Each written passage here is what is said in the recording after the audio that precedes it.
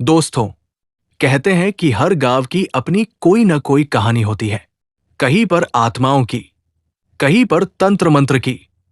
लेकिन एक गांव ऐसा भी है जिसके बारे में लोग बात तक करने से डरते हैं। एक गांव जिसे लोग श्रापित गांव कहते हैं। क्यों? क्योंकि वहां जो गया वो जिंदा लौटकर कभी नहीं आया। और अगर आया भी तो वो पहले वाला इंसान नहीं रहा। आज रात के राज में हम लेकर आए हैं वही कहानी, श्रापित गांव की। राजस्थान और मध्य प्रदेश की सीमा से लगे एक सुनसान इलाके में कुंदर गांव नाम की जगह बसी हुई थी। कच्ची पगडंडियों से घिरा हुआ, चारों तरफ घना जंगल और बीच में बसा एक वीरान सा गांव। पुराने समय में ये गांव आबाद था, लेकिन पिछले 50 सालों से यहां कोई स्थायी रूप से रह नहीं पाया। कहते हैं गांव पर एक औरत का श्राप है। लोग फुसफुसाकर बताते हैं कि कभी यहां एक बेहद खूबसूरत औरत रतनबाई रहती थी। गांव के जमींदार ने उसके साथ जुल्म किए और आखिर में उसे बुरी तरह मार डाला। मरते वक्त उसने गांव वालों को शाप दिया, तुम्हारा गांव कभी चैन से नहीं रहेगा। हर रात तुम्हारे घरों में मेरी परछाई उतरेगी। उस दिन के बाद से धीरे धीरे गांव उजड़ गया। घरों की दीवारें टूटीं, छप्पर सड़ गए और सिर्फ डर और वीरानी बची। कहानी यहीं तक होती तो शायद लोग भूल जाते, लेकिन मुसीबत तब शुरू हुई जब शहर से कुछ कॉलेज के लड़के लड़कियां एडवेंचर के लिए उसी गांव पहुंच गए। अजय, उसकी गर्लफ्रेंड सिमी और 3 दोस्त, कबीर, विकास और तान्या। पांचों दोस्तों ने सुना था कि वहां कोई नहीं रहता और रात बिताना नामुमकिन है। अजय ने सबको चुनौती दी, अगर हिम्मत है तो आज की रात हम वही बिताएंगे। देखते हैं ये श्रापित गांव हमें कितना डराता है। बाकी सब पहले तो हंसे, लेकिन जब शाम ढली और गांव की टूटी फूटी हवेलियां सामने आईं, तो हंसी की जगह चेहरे पर खामोशी छा गई। गांव के बीचों बीच एक बड़ी हवेली खड़ी थी। टूटी खिड़कियां, जंग लगे दरवाजे और अंदर से आती सड़न की गंध। यही है वो हवेली जहां रतनबाई की लाश मिली थी। कबीर ने धीमी आवाज में कहा। सिमी कांप उठी। अजय, चलो वापस चलते हैं, ये जगह ठीक नहीं लग रही। लेकिन अजय ने मोबाइल की टॉर्च जलाते हुए कहा, हम सिर्फ रात गुजारेंगे, कल सुबह सबूत के साथ वीडियो बनाएंगे और फिर रात के राज चैनल पर डालेंगे। सोचो कितने व्यूज मिलेंगे। पांचों दोस्त हवेली के अंदर गए। टूटी दीवारों पर लालस्या निशान बने हुए थे। पता नहीं वो खून था या रंग। छत से चूहे भाग रहे थे और हर कोने से अजीब आवाजें आ रही थी। उन्होंने बीच हॉल में एक अलाव जलाया और बैठ गए। शुरुआत में सबने हंसते बोलते समय काटा, लेकिन जैसे जैसे रात गहराती गई, हवेली का माहौल बदलने लगा। ठंडी हवा के झोंके बार बार अलाव को बुझाने लगे। कहीं से औरत की सिसकियों जैसी आवाजें आने लगी। तान्या ने कांपते हुए कहा, तुम सब सुन रहे हो? कोई रो रहा है। अजय ने हंसकर कहा, ये सब तुम्हारे दिमाग का वहम है। लेकिन तभी हवेली की ऊपरी मंजिल से लकड़ी के दरवाजे के जोर से बंद होने की आवाज आई। धड़ाम। सब चौंक पड़े। ऊपर कोई है, विकास चिल्लाया। कबीर बोला, लेकिन ये हवेली तो सालों से वीरान है, फिर ऊपर कौन हो सकता है? अजय ने टॉर्च उठाई और ऊपर जाने की ठानी। बाकी सब मना करने लगे, लेकिन उसकी जिद के आगे किसी की नहीं चली। सीढ़ियां चढ़ते ही टॉर्च की रोशनी टूटी खिड़कियों और मकड़ी के जालों पर पड़ी। ऊपर एक लंबा गलियारा था और वहीं आखिरी दरवाजे पर एक औरत की परछाई खड़ी दिखी। लंबे खुले बाल, सफेद कपड़े और स्थिर खड़ी आकृति। सिमी चीख उठी, अजय, नीचे चलो अभी। लेकिन अजय जैसे सम्मोहित हो गया था। उसने टॉर्च उस औरत की ओर घुमाई। रोशनी पड़ते ही परछाई हवा में घुल गई। जब सबने दरवाजा खोला तो अंदर का दृश्य देखकर उनके पैरों तले जमीन खिसक गई। कमरे की दीवारों पर ताजा खून के छींटे थे, जैसे किसी को अभी अभी मारा गया हो। और बीच में रखा था एक मिट्टी का घड़ा, जिस पर लाल सिंदूर से लिखा था, ये गांव श्रापित है, लौट जाओ, नहीं तो अगली लाश तुम्हारी होगी। तान्या वही बेहोश हो गई। अब सबके दिल की धड़कनें तेज थी। उन्होंने तय किया कि तुरंत हवेली से बाहर निकलेंगे। लेकिन जैसे ही नीचे आए, मुख्य दरवाजा अंदर से अपने आप बंद हो चुका था। अजय ने जोर लगाया, लेकिन दरवाजा हिला तक नहीं। तभी हवेली की अंधेरी दीवारों से वही औरत की आवाज गूंजी, तुम्हें चेतावनी दी थी, अब लौटने का कोई रास्ता नहीं है। सब एक दूसरे को देखते रह गए। डर उनके चेहरों पर साफ झलक रहा था। हवेली का दरवाजा जैसे किसी अदृश्य ताकत ने बंद कर दिया था। पांचों दोस्त बुरी तरह फंस चुके थे। अलाव बुझ चुका था और चारों तरफ घुप अंधेरा था। सिमी रोते हुए बोली, अजय, मैंने कहा था ना, यहां नहीं आना चाहिए।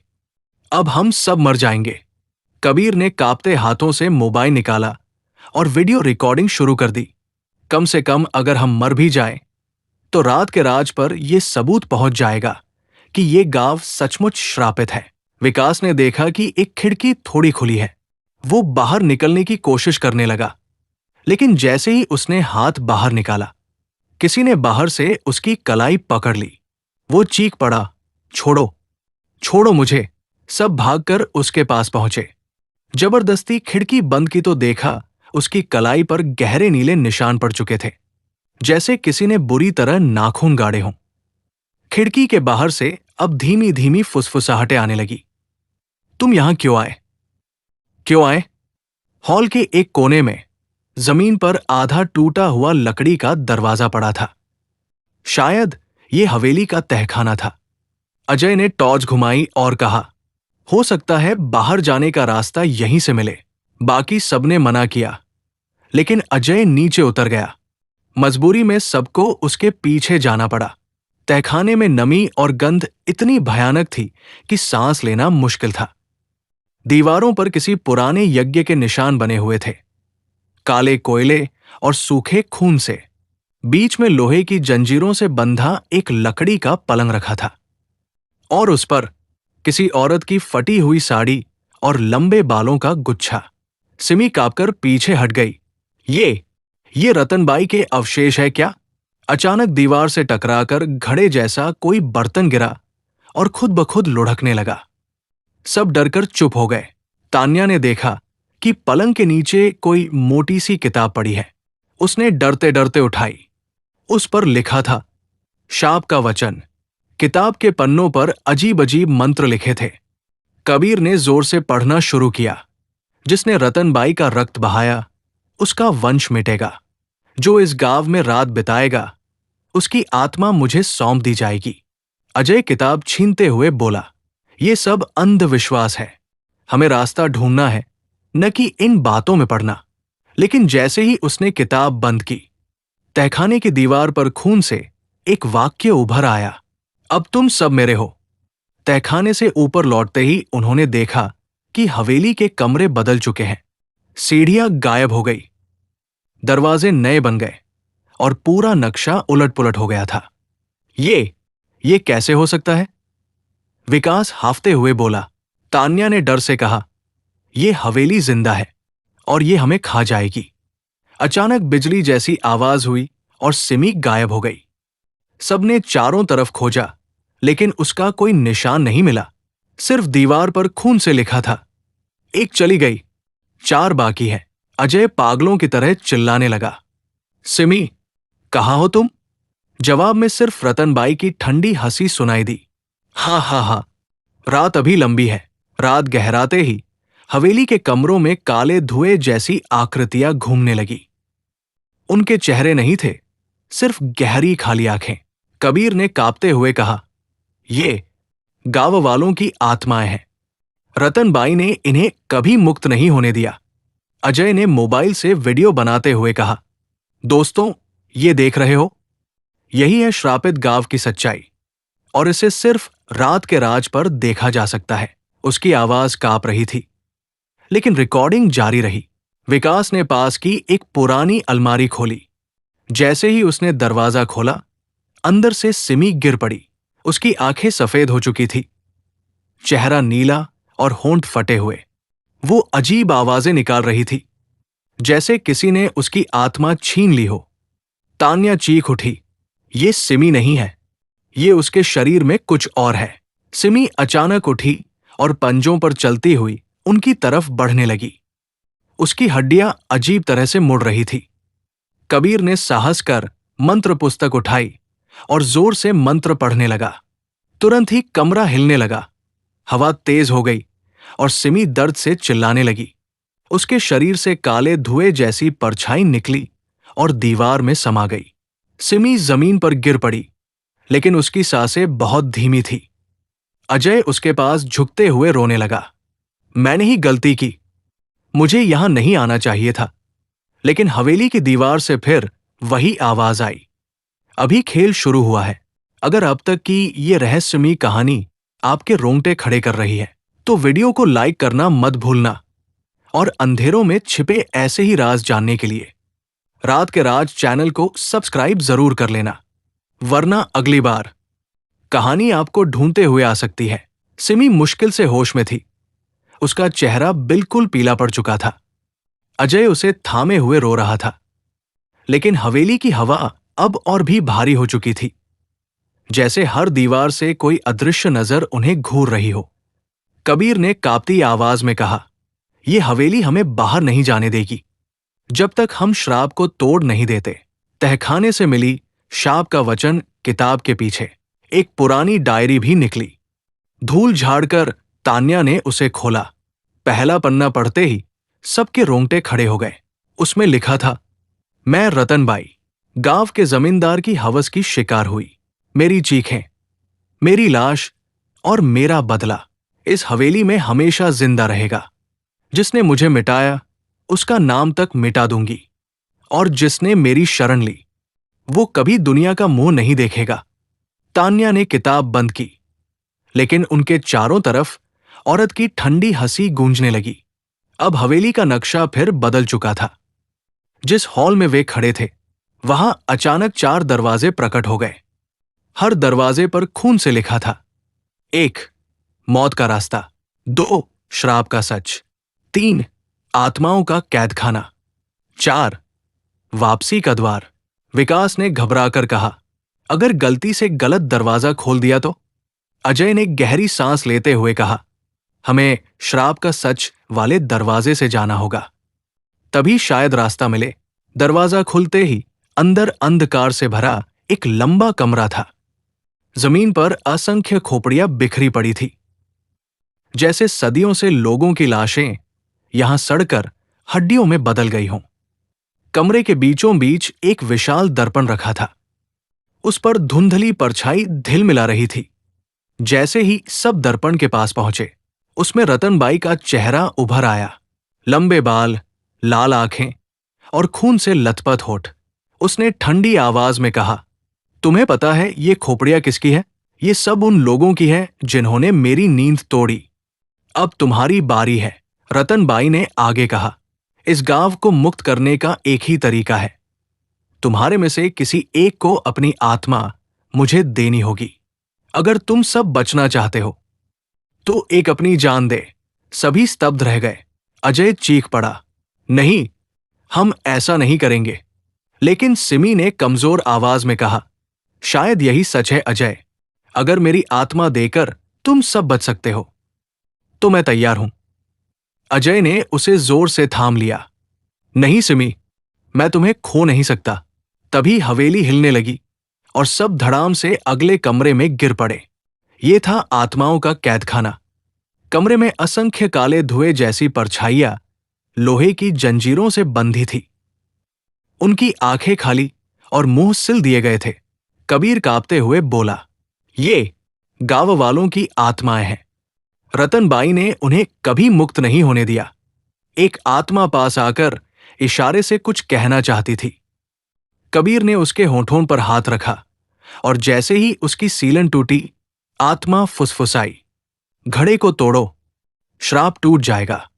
सबको याद आया, तहखाने में मिट्टी का घड़ा रखा था जिस पर चेतावनी लिखी थी। अजय चिल्लाया, "हमें वही घड़ा तोड़ना होगा।" लेकिन तभी रतनबाई की परछाई कमरे में फैल गई। "अगर घड़े को छुआ तो तुम्हारी हड्डियां यही सजावट बन जाएंगी।" विकास अचानक पागल सा हो गया। वो दूसरे दरवाजे से भागा, जिस पर लिखा था मौत का रास्ता। जैसे ही उसने दरवाजा खोला, सामने गहरी खाई थी। वो चीखता हुआ अंधेरे में गिर गया। बाकी सब डर के मारे वहीं जम गए। दीवार पर खून से नया वाक्य लिखा था। अब 3 बचे हैं, अजय, सिमी, कबीर और तान्या किसी तरह तहखाने की ओर भागे। हवेली लगातार अपना नक्शा बदल रही थी, लेकिन आखिरकार वे उसी जगह पहुंचे। घड़ा अब भी वही था, लेकिन उसके चारों ओर सांप लिपटे हुए थे। तान्या रो पड़ी, हम ये कैसे करेंगे? कबीर ने कांपते हाथों से मंत्र पुस्तक उठाई और पढ़ना शुरू किया। जैसे ही मंत्र गूंजा, सांप एक एक कर जलकर राख हो गए। अजय ने घड़ा उठाया और जमीन पर दे मारा।